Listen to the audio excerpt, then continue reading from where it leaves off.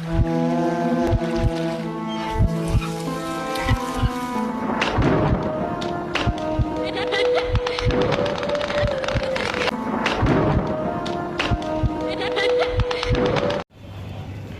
राम भाइयों, ये जो आज की स्टोरी मैं आपको सुनाने वाला हूँ ये सुंदर नगरी की होने वाली है। और आज से करीब 30-40 साल पहले की बात है। सुंदर नगरी में एक इलाका है मतलब ब्लॉक है जिसका नाम है एम ब्लॉक।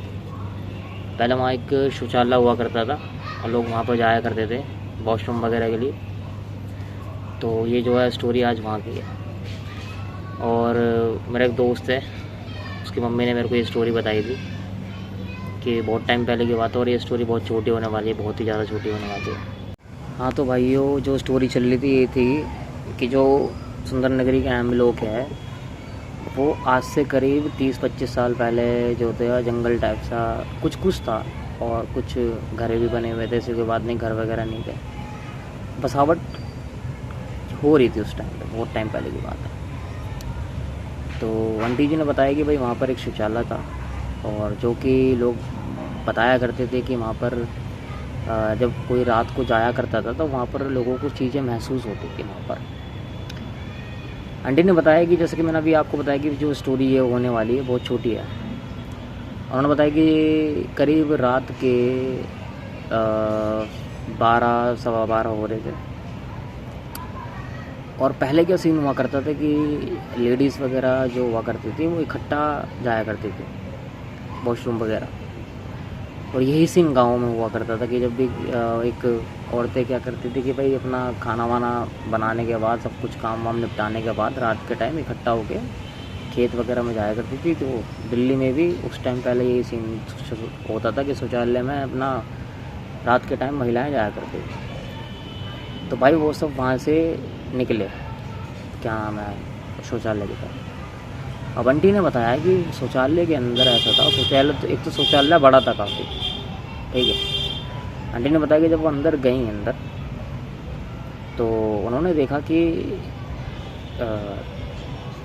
जहाँ वो बैठी थी उन्होंने देखा कि जस्ट सामने वाला जो एक वो है वॉशरूम है उसके अंदर एक औरत बैठी हुई है, ठीक है।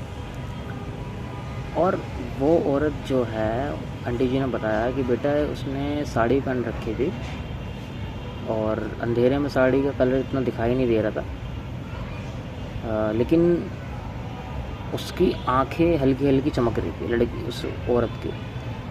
और आंटी जी ने बताया कि वो औरत जो थी पूरी तरह से, क्या नाम है, नाक से फुसफुसा रही थी, वो नाक से बोल रही थी।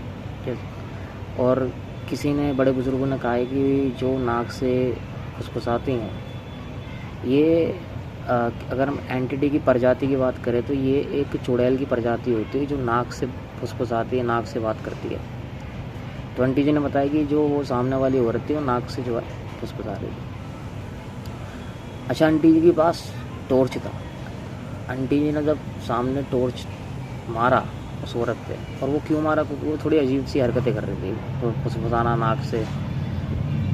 तो उन्होंने क्या करा भाई, जब आंटी ने जब टॉर्च मार के देखा उधर तो उन्होंने देखा कि भाई वो जो औरत है, एक तो उसके हाथ के नाखून लंबे लंबे हैं। जब आंटी ने पैर की तरफ देखा तो उसके पैर उल्टे थे, उस महिला के जो पैर थे वो उल्टे थे। भाई आंटी पूरी तरह से डर गई। अब आंटी भागी वहाँ से, मतलब जैसे जैसे करके भागी चिल्लाते हुए। और भी औरतें थी वहाँ पर, वो सब भी भागी वहाँ से, घर की तरफ गई। तो फिर हल्ला मचा कि भाई ऐसे ऐसे वहाँ पर एक औरत बैठी हुई है, ऐसे ऐसे। तो भाई यहाँ से बदले मर्द वर्द भी गए भाई, कहाँ पे देखे क्या है क्या नहीं है। और जब वहाँ पर जाके देखा तो वहाँ पर कोई नहीं था भाई, सब कोई भी नहीं था वहाँ पर। तो फिर उसके बाद वो औरत कभी दिखी ही नहीं, लोग बताते हैं। तो ये थी स्टोरी, बताइएगा कैसी। तब तक के लिए मिलते हैं, राम राम।